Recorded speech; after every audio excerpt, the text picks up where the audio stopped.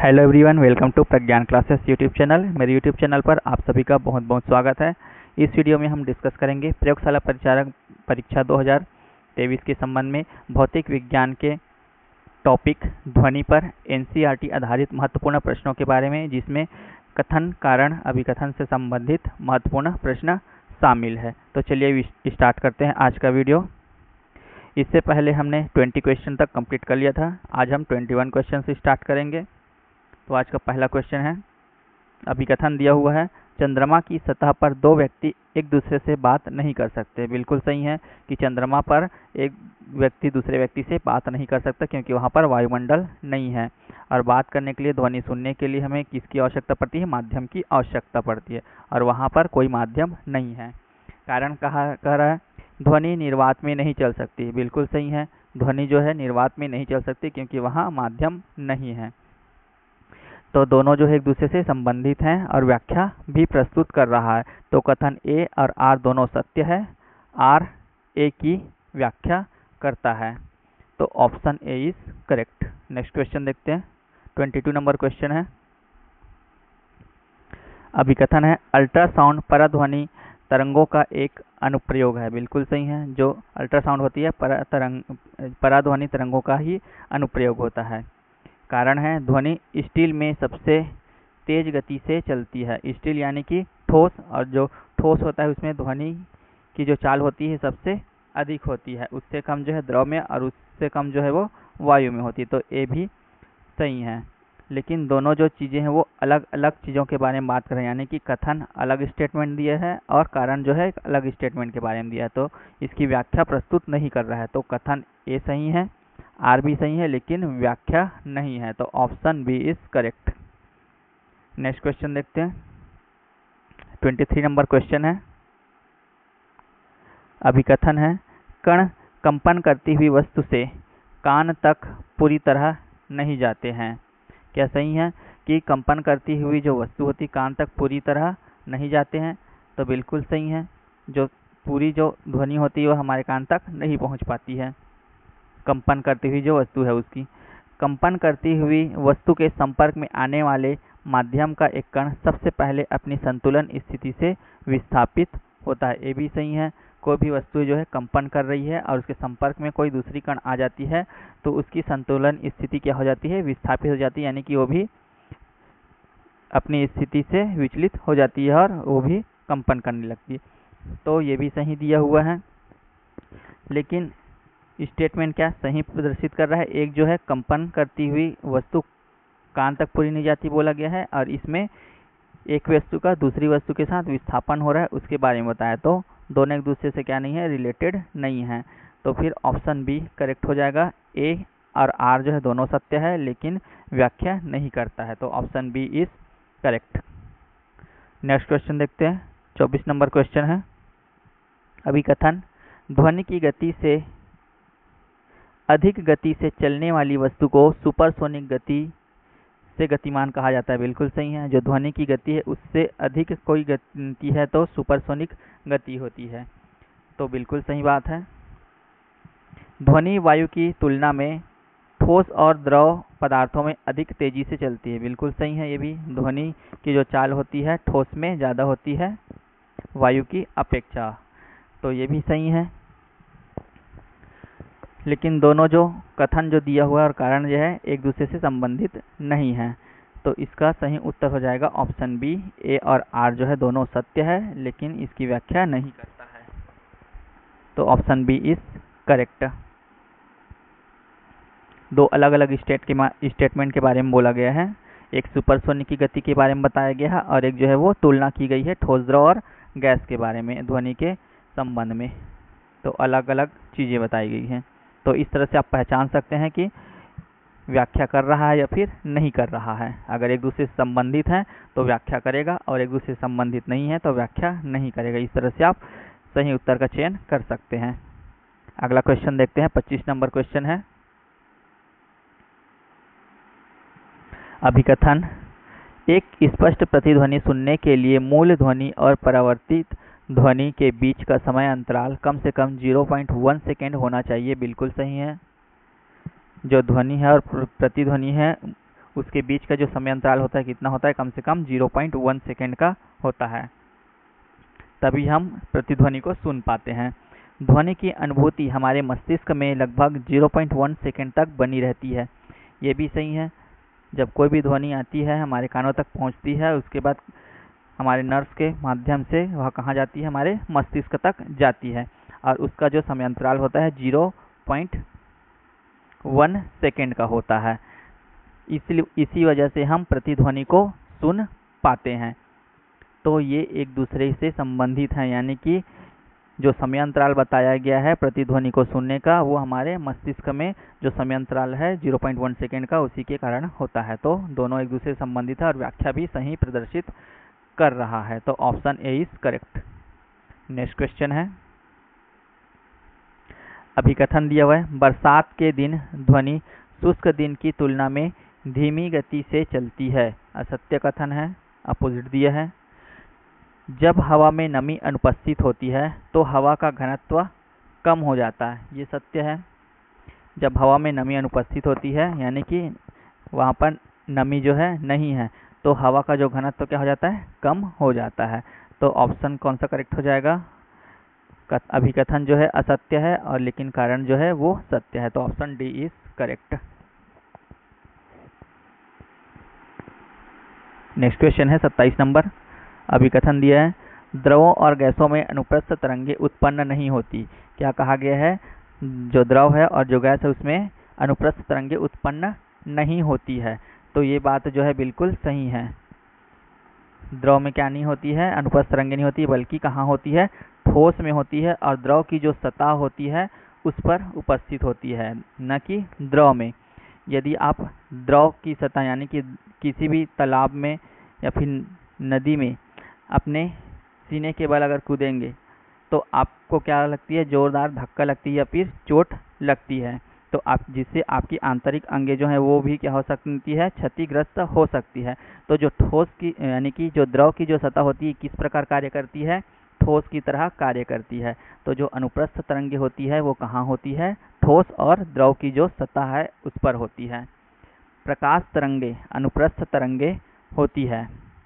क्या ये सही है कि जो प्रकाश तरंगे होती है अनुप्रस्थ तरंगे होती है? ये भी बिल्कुल सही है, लेकिन व्याख्या जो है वो प्रदर्शित नहीं कर रहे, यानी कि दोनों अलग अलग स्टेटमेंट बताया गया है। एक द्रव गैस के बारे में बताया है जो नहीं होता है अनुप्रस्थ तरंगे बोला है, और प्रकाश तरंगे अनुप्रस्थ तरंगे होती है बोला गया है। तो option B is correct. A और आर दोनों सत्य है लेकिन व्याख्या नहीं करता है। अगला क्वेश्चन देखते हैं, अभिकथन दिया है, धातु के ब्लॉकों में दरारों और दोषों का पता लगाने के लिए अल्ट्रासाउंड का उपयोग किया जा सकता है। तो बिल्कुल किया जा सकता है। जो धातु के ब्लॉक और दरार हैं उसमें दोष का पता लगाने के अल्ट्रासाउंड का उपयोग कर सकते हैं। कारण दिया हुआ है, स्टेथोस्कोप में रोगी के हृदय की धड़कन की ध्वनि के बहु परिवर्तन द्वारा डॉक्टर के कानों तक पहुंचती है। तो ये भी कथन सही है। स्टेथोस्कोप यानी कि जो डॉक्टर हैं वो स्टेथोस्कोप का यूज़ करते हैं और हृदय यानी कि हार्ट बीट की ध्वनि को क्या करते हैं, सुनते हैं परावर्तन के माध्यम से। तो दोनों स्टेटमेंट सही हैं, लेकिन दोनों अलग अलग चीज़ों के बारे में बताया है। एक धातु के बारे में बताया गया है और एक जो है रोगी के हृदय धड़कन के बारे में। तो क्या दोनों एक दूसरे से संबंधित हैं? नहीं है। तो कौन सा कथन सही हो जाएगा, कौन सा option? Option B is correct. A और आर दोनों सत्य है लेकिन व्याख्या नहीं कर रहा है। आगे बढ़ते हैं नेक्स्ट क्वेश्चन पे। 29 नंबर क्वेश्चन है,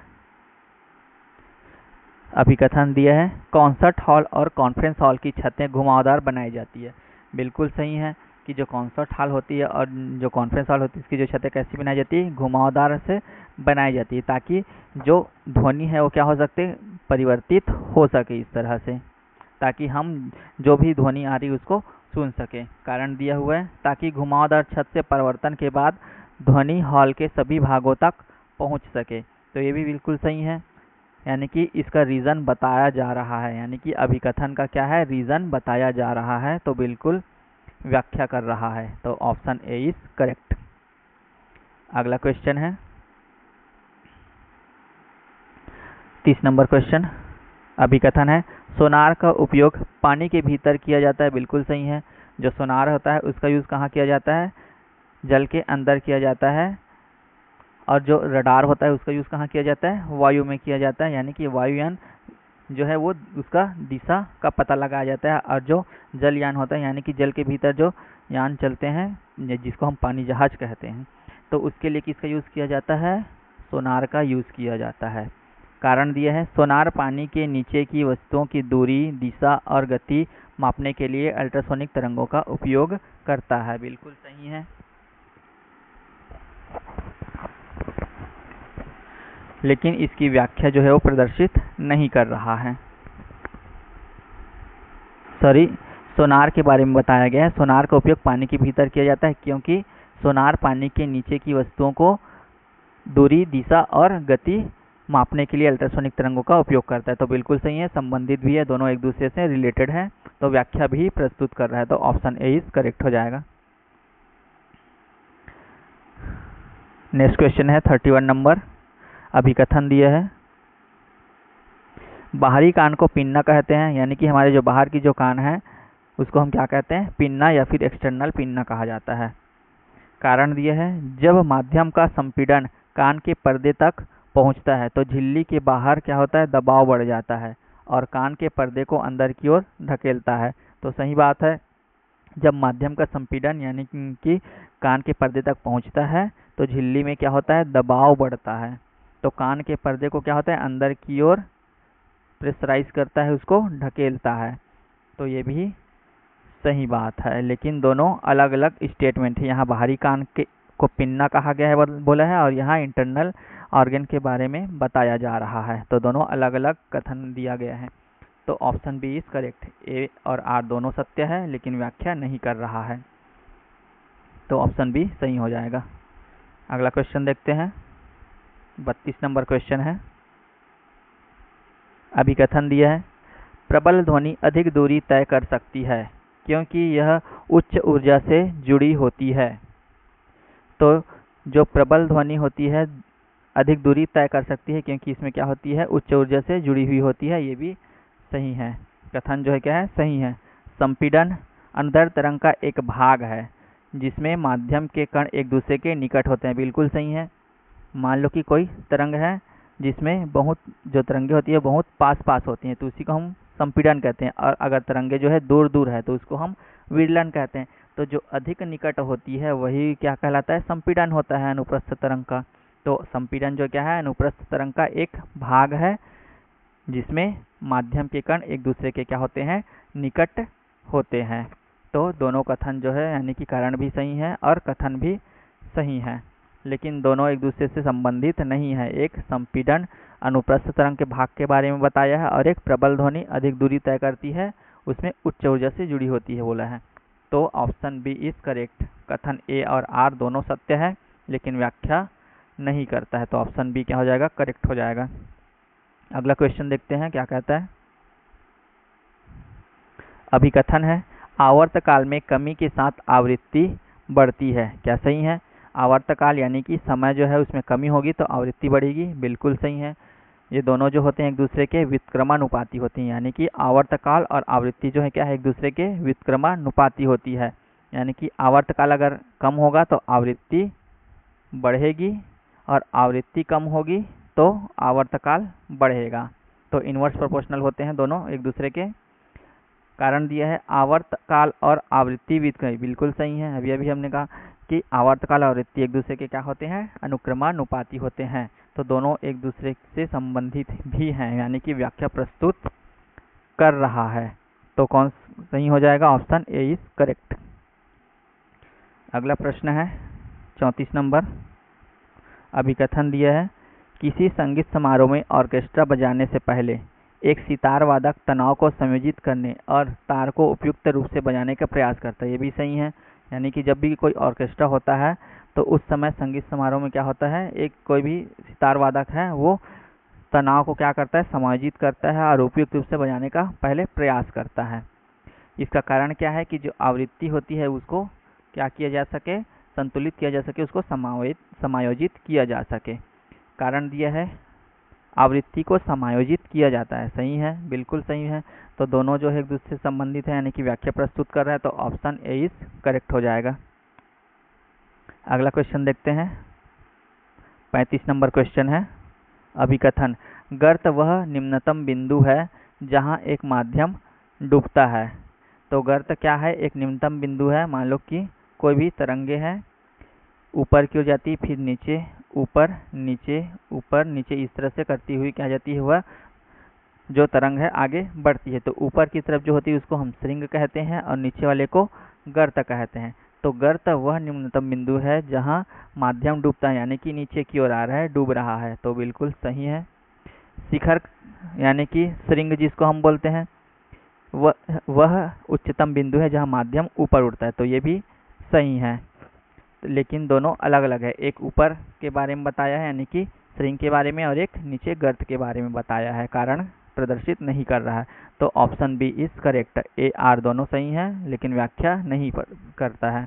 option B is correct answer. Next question देखते हैं। 36 नंबर क्वेश्चन है। मेगाफोन यानी कि लाउड स्पीकर, हॉर्न, तुरही और शहनाई जैसे संगीत वाद्य यंत्र सभी ध्वनि को सभी दिशाओं में फैलाए बिना एक विशेष दिशा में भेजने के लिए डिज़ाइन किया जाता है। यानी कि लाउड स्पीकर, हॉर्न हो गया, तुरही हो गया या फिर शहनाई हो गया, सभी जो संगीत वाद्य यंत्र होते हैं सभी के सभी क्या होते हैं, दिशाओं में फैलाए बिना किसी एक विशेष दिशा में भेजने के लिए डिज़ाइन किए जाते हैं। यानी कि सभी का जो डिज़ाइन है वो अलग अलग तरह का होता है ताकि जो ध्वनि है वो फैल सके। तो ये जो कथन दिया हुआ है सही है। इन वाद्य यंत्रों में एक शंक्वाकार छिद्र होता है, यानी कि जितने भी वाद्य यंत्र होते हैं, हॉर्न हो गया या फिर तुरही हो गया या फिर शहनाई हो गया, उन सब में क्या होता है, छिद्र उपस्थित होता है। और इस नली को क्रमिक रूप से परिवर्तित करती है, जिससे अधिकांश ध्वनि तरंगे स्रोत से आगे की दिशा में श्रोताओं की ओर निर्देशित होती है। यानी कि इन्हीं छिद्रों के माध्यम से जो ध्वनि तरंगे होती है वो निकलती है और श्रोता तक से पहुंचती है। तो इसके कारण को प्रदर्शित कर रहा है। तो क्या हो जाएगा, सही व्याख्या हो जाएगा। Option A is correct. Next question देखते हैं। अभिकथन है। सर्पिल नली में अल्ट्रासाउंड का उपयोग नहीं किया जाता। असत्य है। जो सर्पिल नली होते हैं उसमें अल्ट्रासाउंड का उपयोग किया जाता है, यहाँ नहीं लिखा हुआ है। ऐसा सर्पिल नली होता है जिसमें अल्ट्रासाउंड का उपयोग किया जाता है। अल्ट्रासाउंड का उपयोग आमतौर पर दुर्गम स्थानों पर स्थित भागों को साफ करने के लिए किया जाता है। क्या कारण जो है वो सही दिया हुआ है। तो जो कारण दिया है वो सही है, लेकिन जो कथन दिया है वो गलत है। तो कौन सा ऑप्शन सही हो जाएगा? कथन ए जो है असत्य है, लेकिन आर जो है सत्य है। Option D is correct. Next question है। अभिकथन है। स्टेथोस्कोप एक चिकित्सा उपकरण है जिसका उपयोग शरीर के भीतर मुख्यतः हृदय या फेफड़ों के उत्पन्न होने वाली ध्वनियों को सुनने के लिए किया जाता है। सही है। जो स्टेथोस्कोप होता है जिसको डॉक्टर यूज करते हैं हार्ट बीट को सुनने के लिए किया जाता है, यानी कि ध्वनि को सुनने के लिए उसका उपयोग किया जाता है। सही है। स्टेथोस्कोप में रोगी के हृदय की धड़कन की ध्वनि के बहु परिवर्तन द्वारा डॉक्टर के कानों तक पहुंचती है। ये भी सही है। स्टेथोस्कोप का यूज़ क्यों करते हैं? हृदय की धड़कन को सुनने के लिए करते हैं, यानी कि बहु परिवर्तन द्वारा क्या होता है, डॉक्टर उस ध्वनि को सुन सकता है। तो इसकी व्याख्या को प्रदर्शित किया जा रहा है, यानी कि दोनों एक ही चीज़ के बारे में बताया गया है। यहाँ भी स्टेथोस्कोप में एक डॉक्टर यूज़ कर रहा है हृदय धड़कन को सुनने के लिए। तो किस वजह से सुन पा रहा है? ध्वनि की परिवर्तन हो रहा है, उस वजह से सुन पा रहा है। तो क्या कर रहा है? व्याख्या प्रस्तुत कर रहा है। ऑप्शन ए जो है वो सही हो जाएगा। तो आज के वीडियो में बस इतना ही। मिलते हैं नेक्स्ट वीडियो में। यदि आपको यह वीडियो पसंद आए तो लाइक, शेयर एंड सब्सक्राइब जरूर करें। यदि आप हमारे यूट्यूब चैनल पर नए हैं तो चैनल को सब्सक्राइब कर लें ताकि आने वाले सभी वीडियो आप तक पहुंच सकें। धन्यवाद।